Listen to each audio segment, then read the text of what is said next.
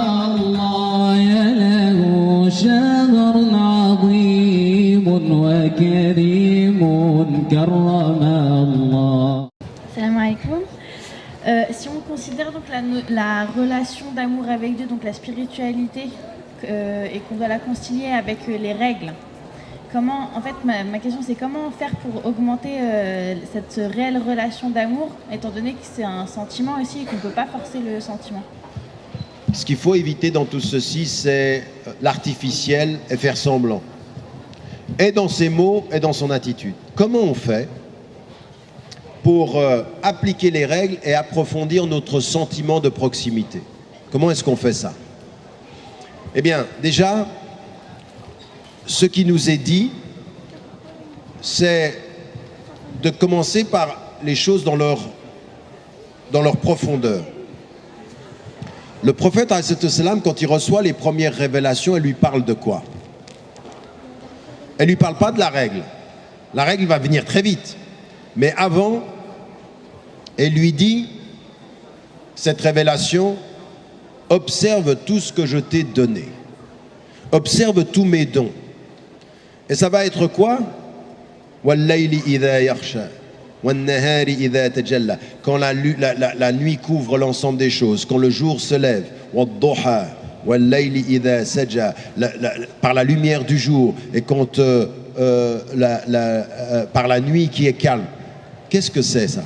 En fait, c'est une conversion du regard. Et cette conversion du regard, c'est vraiment changer quelque chose qui est très très important à l'intérieur. C'est un peu comme quand quelqu'un vous donne quelque chose, quand il vous donne avec le cœur et que c'est un cadeau, vous avez une façon de le voir, c'était un objet. Quand vous le regardez avec le cœur, c'est un cadeau. C'est pas pareil. Il a la valeur que le cœur lui donne. Oui, pas la valeur de l'objet. Et ça veut dire que pour rentrer dans la dimension spirituelle, il faut vivre cette conversion du cœur. Et cette conversion du cœur, c'est de regarder la nature, c'est de regarder les gens autour de vous, c'est de changer de regard sur votre papa, sur votre maman, sur les gens que vous aimez. C'est déjà de regarder les choses, de revenir à son cœur et de savoir ce que Luqman a dit à son fils quand il dit « Anishkurillah » remercie Dieu. Et le remerciement de Dieu, c'est vraiment avoir compris que tout ça, ce sont des cadeaux. Et quand on a cette vision, qu'on la nourrit, ça va avoir un impact aussi sur notre façon de prier. Et notre façon de prier va avoir un impact sur notre façon de voir les choses. Je vous donne un exemple. Quand vous vous levez le matin pour le Fajr, que vous priez, que vous vous levez, que vous vous extrayez du rapport au sommeil et que vous faites votre prière, il y a quelque chose qui est de l'ordre de... Alors, quand vous êtes uniquement en train de lutter contre le sommeil, c'est dur. Mais quand vous êtes dans un rapport avec un rendez-vous avec Dieu et que c'est dans une atmosphère spirituelle, même quand vous jeûnez, ça change toutes les choses. Le prophète, Allah lit dans le Coran que la prière, elle est lourde seulement pour ceux qui ne craignent pas, qui ne sont pas dans cette crainte révérentielle, pas dans cet amour révérentiel, beaucoup plus que ce crainte. Et le khushu', c'est l'amour révérentiel. C'est cet amour où on est plein de révérence pour Dieu. Et ça se travaille dans son quotidien, par changer son regard sur les choses. Quand on voit quelqu'un, c'est pas regarder le jugement et la faute, mais regarder le don. Avant de savoir ce qu'une personne vous pose comme problème, posez-vous la question de savoir ce qu'elle vous apporte comme qualité ou comme contribution. C'est une vraie conversion du regard, la foi. Et donc ça, avec ceci, vous commencez à avoir accès à plus d'amour, plus de reconnaissance. Et votre prière change, et votre jeûne change. Et c'est un cheminement. C'est ce que disent tous les mystiques, c'est un cheminement.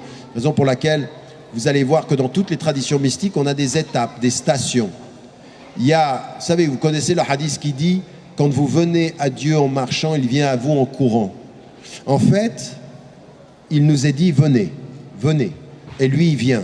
Et plus vous venez, plus il vient. Et à un moment donné, c'est plus vous qui avancez, c'est lui qui vous tire. Mais c'est vrai, ça c'est des expériences qui sont réelles. À un moment donné, on a avancé dans la difficulté et à un moment donné, il nous facilite quelque chose. À des moments donnés, il nous fait une expérience en une nuit, en un jour, de quelqu'un qu'on rencontre, d'un visage qu'on croise, d'une situation de la vie, d'une prière que l'on fait. Elle a changé la qualité des choses. Elle a changé la qualité des choses. Moi, j'ai rencontré quelqu'un qui m'a dit, j'étais à proximité, j'allais en direction de la Kaaba, j'étais encore loin, j'y étais pas, et j'allais me coucher. Et la façon dont j'allais me coucher, c'est que j'allais être dos à la Kaaba. Et je ne sais pas ce qui est arrivé, j'ai senti comme quelque chose qui m'appuyait sur l'épaule pour me dire « tu te trompes ». Et je me suis retourné et je me suis senti apaisé. Ce moment-là a été déterminant dans la vie. Vous savez, c'est pas grand-chose. C'est pas grand-chose. Il y a des gens, tu sais même pas, moi je viens donner des conférences à des moments donnés. Allah subhanahu wa ta'ala me fait dire une chose que je savais pas que j'allais dire à la personne qui allait l'entendre. Et cette personne qui allait l'entendre ou qui l'a entendu, c'est ce qu'il fallait qu'elle entende là où elle était, au moment où elle est venue. Et ça change tout. Voilà. Ça, c'est des choses qu'on calcule. C'est pas 1 plus 1. C'est et l'amour, et le regard, et la présence. Donc, ce que je veux dire par rapport à ça, c'est qu'il faut être ouvert à ça. Vous voyez, cette espèce d'ouverture du cœur où on est réceptif. Où vous regardez les choses et vous voyez des signes.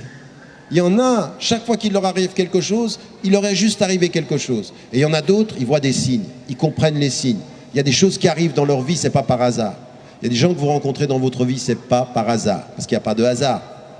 Mais simplement, on continue en langue française. Moi, j'ai peur, moi, des moments donnés. Vous savez, il y a des choses, il faut s'habituer à ne pas les dire. La façon dont vous parlez dit des choses qui traduisent des choses, des réflexes intellectuels. Mais évitez de dire par hasard. Évitez de dire, parce qu'il n'y a pas de hasard. Ou si vous dites par hasard, vous dites apparemment, par hasard. Apparemment. Le apparemment fait toute la différence. Vous êtes en train de vous envoyer à vous-même un message. Non, il n'y a pas de hasard. Apparemment, par hasard. Mais quand vous parlez des gens que vous aimez, ou des choses que vous aimez, ou du chocolat que vous aimez, vous évitez de dire j'adore. Mais les gens prennent ça pour des détails. Mais ce n'est pas des détails. Le vocabulaire façonne des rapports aux choses. Et quand vous évitez de dire un mot, le fait que vous l'évitiez, ce n'est pas le fait de le dire qui est un problème. Ce n'est pas du coufre, quand quelqu'un va dire d'un genre dire coufre, a'ouzoubillah, l'enfer et tout ça. Non, c'est le fait que vous habituez votre esprit à limiter certains mots à des situations tout à fait spécifiques.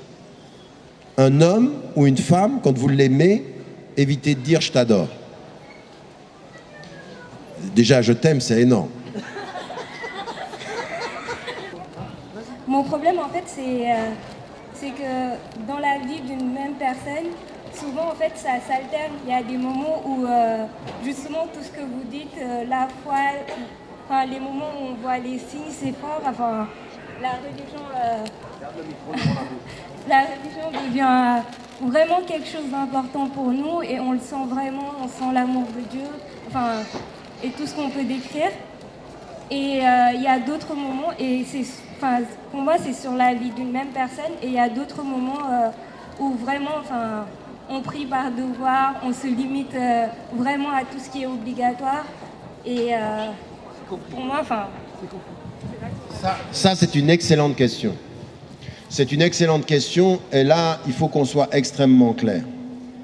Selon la tradition, et on le sait, l'imanu yazidu wa yanqus wa yuthabbituhu al-amal. La foi augmente et diminue, et ce qui va la confirmer, c'est l'action. Et là, on est exactement à l'axe de tout ce dont je parle aujourd'hui. Chacun d'entre nous ici, à des moments donnés, masha'Allah, on est très très proche des anges. Et parfois, très très proche des diables. Les mêmes ici, ceux qui sont là dans cette salle, et quand on les regarde le visage, on se dit, masha'Allah, celui-là il a l'air d'être pur. Et tu ne sais pas ce qu'il a fait hier soir. Et tu ne sais pas où il va finir ce soir. C'est vrai ça. Mais c'est comme ça pour tout le monde. Pour tout le monde. Maintenant, par rapport à ça, on peut se dire, puisque pour tout le monde c'est pareil, eh bien allons-y avec tout le monde. Et on finit dans des soirées, et c'est marrant d'ailleurs, parce qu'il y a des jeunes qui sont dans la même tension, ils se retrouvent dans des soirées, puis le fait qu'il y en ait d'autres, ça les justifie eux d'être là-bas aussi. Puisqu'on est tous pareils, yallah. Hein? Et puis peut-être... peut-être Ramadan va revenir, on sera très pieux et tout ceci. Mais là, ce qu'il faut, c'est comprendre le vrai sens de tazkiya et du djihad. C'est là qu'il est extrêmement important.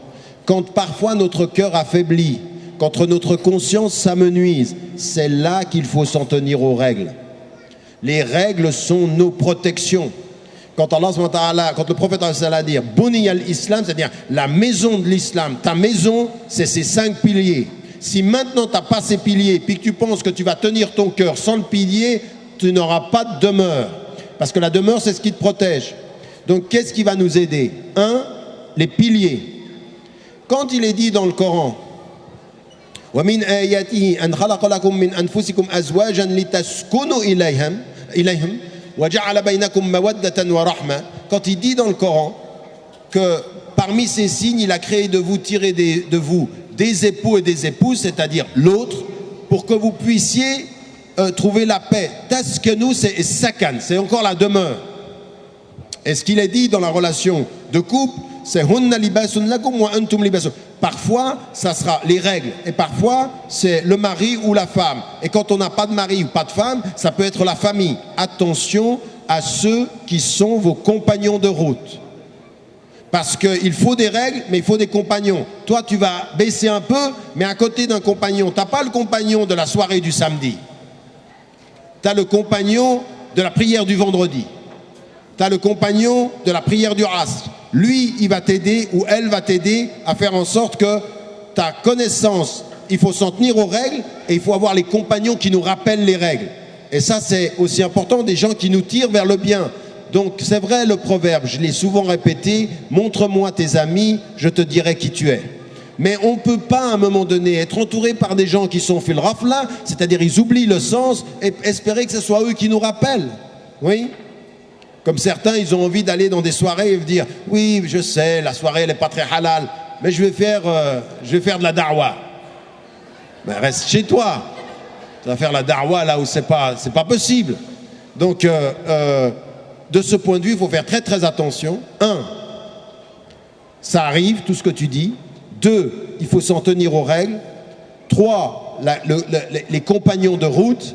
Et puis toujours faire une chose autant que possible, la proximité de la lecture du Coran.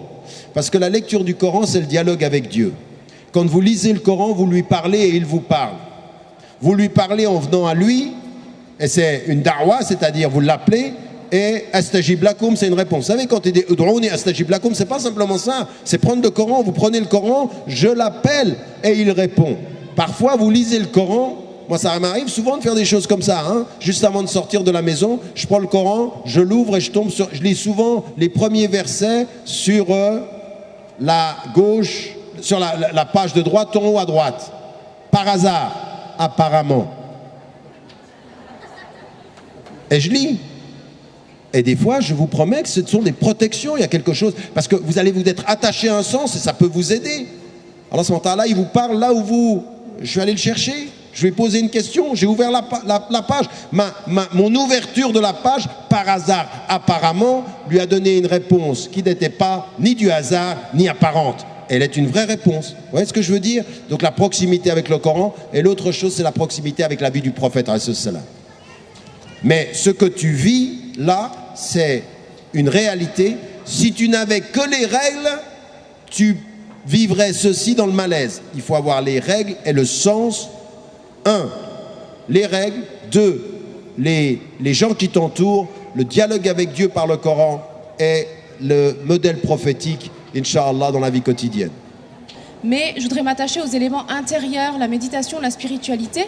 Et ce que j'explique dans mon petit laïus, c'est qu'on en parle beaucoup, notamment au Bourget, mais qu'est-ce qui se cache derrière ces concepts? Comment faire une vraie spiritualité? Et je terminerai sur votre conclusion de l'an dernier sur une conférence où vous nous appeliez à nous poser les questions et en insistant les bonnes questions. Alors j'ai passé 1 an à réfléchir et j'ai besoin d'un petit peu d'une petite étincelle. Voilà. Barakallahu fik. Merci. Donc une année plus tard, c'était pour dire la conférence de l'année dernière, moyen. D'accord. Message. Non, je plaisante.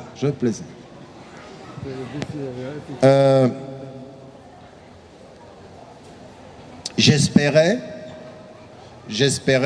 que le propos d'aujourd'hui puisse être quand même plus clarifiant par rapport à ces bonnes questions, parce qu'il me semble que j'ai mis en évidence un certain nombre d'entre elles. Maintenant, quand on parle de spiritualité, et faites très attention dans les catégories aujourd'hui du discours en Occident, on oppose souvent spiritualité et religion. La religion étant l'univers des règles et des rituels, la spiritualité, l'univers de l'élévation du cœur et de la proximité avec Dieu. Or, dans la tradition musulmane, il n'y a pas de religion sans spiritualité, pas de spiritualité sans religion. Ça, c'est ce que dit l'islam. Il n'y a pas de spiritualité sans religion. C'est que nous avons besoin des règles pour pouvoir bien comprendre le sens de ce qui est notre relation à Dieu. Par spiritualité, j'entends. Et c'est pour ça que c'est important ce qu'on va dire tout à l'heure à 7 heures. Par spiritualité, j'entends le souvenir du divin, le souvenir de Dieu comme objectif, comme aspiration dans toutes les actions de la vie et dans toutes les dimensions de la vie. C'est-à-dire le souvenir de Dieu, c'est-à-dire qu'on donne sens à ce que l'on fait. C'est Dhikr, qui est d'ailleurs le 3e nom du Coran. Alors qu'est-ce que ça veut dire ça? Ça veut dire que quand on s'engage, quand on vit, on va déjà, par rapport à soi-même, essayer d'établir une connaissance de soi. Et cette connaissance de soi, qu'est-ce que c'est? C'est de se dire, quelles sont les difficultés que je peux avoir avec moi-même? Alors Allah subhanahu wa ta'ala, Dieu m'a donné 1001 qualités. Mais il y a un des éléments qui peut être problématique, c'est l'égoïsme. L'égoïsme, c'est-à-dire l'égocentrisme, c'est-à-dire que je deviens plus important que beaucoup d'autres choses dans ma générosité, dans le don. Quand on comprend ceci dans la vie quotidienne, ça va être très simple. Se souvenir de Dieu par rapport à son ego, c'est travailler à plus de générosité, à plus de dons. Et le don, c'est de comprendre ce qu'il y a dans le Coran au moment où il est dit « Wa mimma razaqnahum yunfiqun » Les juristes, quand ils ont entendu ce verset, ils donnent de ce qu'on leur a donné, ils ont compris, ils donnent la zakat de ce qu'on leur a donné. Aux normes spirituelles, c'est pas ça. Dieu, il vous a donné un cœur, il vous a donné du temps, et vous donnez de votre cœur et vous donnez de votre temps. Qu'est-ce que ça s'appelle? Comment ça? Ça, c'est un acte spirituel, qui est un travail sur votre cœur qui pourrait devenir égoïste et à qui vous enseignez la générosité. Dans la vie quotidienne, par la force des choses, vous êtes amené à avoir des occupations qui vous prennent du temps et qui font que, par la force des choses, encore une fois, vous oubliez Dieu ou vous n'êtes pas toujours en contact avec lui. La spiritualité, quant au rituel, qu'est-ce que c'est? C'est de prendre du temps pour faire une prière qui soit profonde. Pas simplement une prière qui soit rituelle, c'est-à-dire prier avec le corps, c'est prier avec le cœur. Et donc ça veut dire qu'on fait des efforts. C'est comment ça?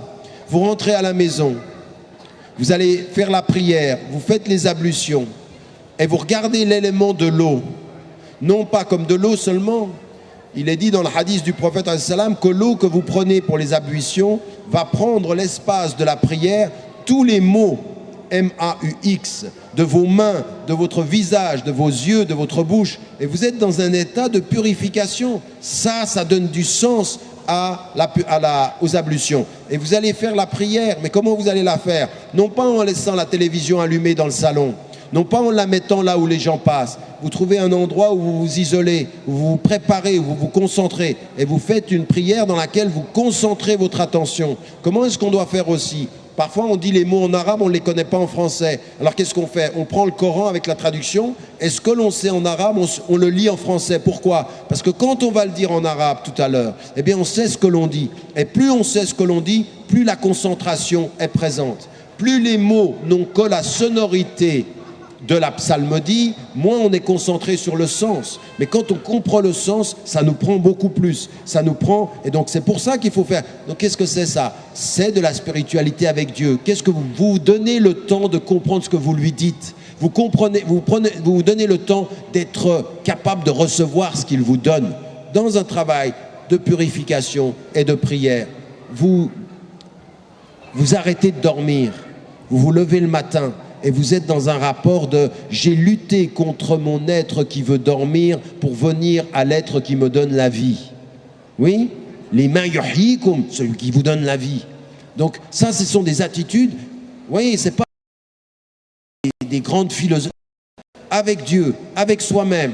Et la spiritualité, qu'est-ce que c'est? Vous sortez de chez vous Et il vous est dit, il n'est pas croyant, au sens il n'a pas complété sa foi. Celui qui ne veut pas pour son frère et sa sœur ce qu'il veut pour lui-même. Et qu'est-ce que vous voulez pour vous-même? Des sourires, qu'on vous tienne la porte, qu'on soit gracieux, qu'on soit généreux. Ben voilà la spiritualité de point de vue appliqué. Ça, c'est de la spiritualité au quotidien. Et quand vous avez un voisin, eh bien, vous faites attention. Hier, on avait quelqu'un, c'était pas ici, il y avait un colloque à côté de l'aéroport auquel j'ai participé hier matin. Il y a quelqu'un qui a vécu pendant 25 ans aux États-Unis, un Égyptien qui maintenant s'occupe de secours islamique au niveau mondial. Et il disait, nous on était aux États-Unis, on vivait entre nous comme ça, et puis on voulait pas de problème, on n'embêtait pas les voisins nous embêtaient pas. On voyait bien qu'ils aimaient pas l'islam, on se disait ils aiment pas l'islam, c'est parce qu'ils nous connaissent pas, puis voilà, puis c'est tout. Puis à un moment donné, qu'est-ce qui se passe? Il y a eu un acte, c'était après le 11 septembre aux États-Unis. Et à un moment donné, il y a toute une campagne comme ceci, il y a quelqu'un qui frappe à sa porte. Et il ouvre et c'est le voisin.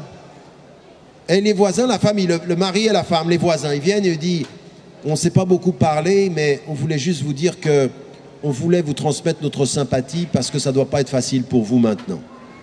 Et le type, il est devant la porte, il dit, en français on dirait, j'étais scotché, j'étais interdit en langage un peu relevé, interdit, je dis. Mais regardez ces gens qui viennent, eux, me dire à moi, ce qu'en fait, moi, j'aurais dû faire depuis 25 ans, c'est aller frapper à leur porte et leur montrer qui on est dans la spiritualité au sens pratique, dans la générosité, de faire attention à son voisin.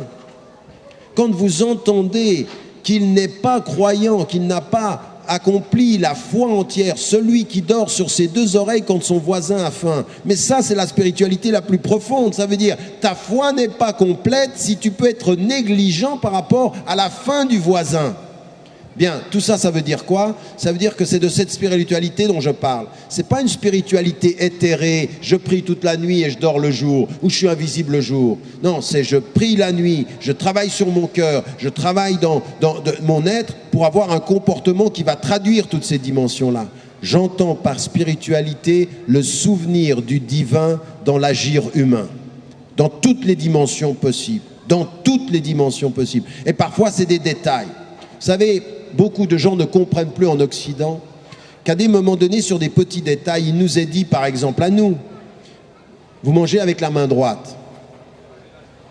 Vous rentrez dans la mosquée avec la main droite, avec la jambe droite, et vous sortez avec la jambe gauche. Alors, il y en a certains qui sont obsédés par la règle et ils vont être obsédés par rapport à ça.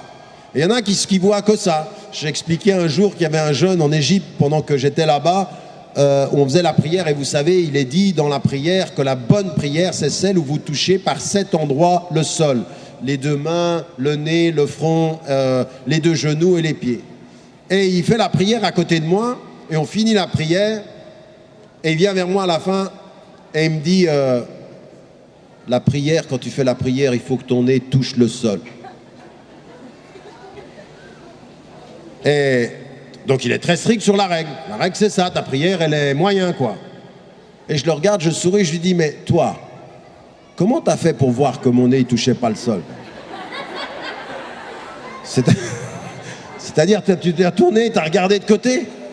T'as prié où? T'as prié avec qui? C'est-à-dire que mon nez qui touchait pas le sol était plus grave que ta distraction pour vouloir me juger? Je suis pas sûr. Vous comprenez ce que je veux dire? Qu'à partir d'un certain moment, il faut que l'on soit dans cette dimension où les règles sont importantes, mais que la dimension du cœur, du souvenir, même dans notre prière, elle soit là. Même dans notre façon d'être avec les gens, même dans notre façon d'être avec les personnes qui ne sont pas notre foi. Et ça vient d'une compréhension de la charia qui n'est pas simplement un corps de règles, mais un chemin spirituel. Un chemin qui lie le sens et la règle. Et la spiritualité, c'est le sens en action. Le sens en action. Donc, pas de grands mots qui nous disent rien, je suis un être spirituel, mon cœur parle. Non, très pratiquement. Très pratiquement. Et ne rendons pas compliquer les choses. Je vais vous dire une chose, il y a des gens, quand ils vous donnent la main, vous sentez leur cœur, et il y a des gens, quand ils vous donnent la main, vous sentez juste leur main. Oui, vous voyez, vous sentez juste le formalisme. Il y a des gens, quand ils vous disent merci, c'est merci. Et il y en a, quand ils vous disent merci, c'est merci et beaucoup plus que ça. Allah, Allah, Allah. سوى الله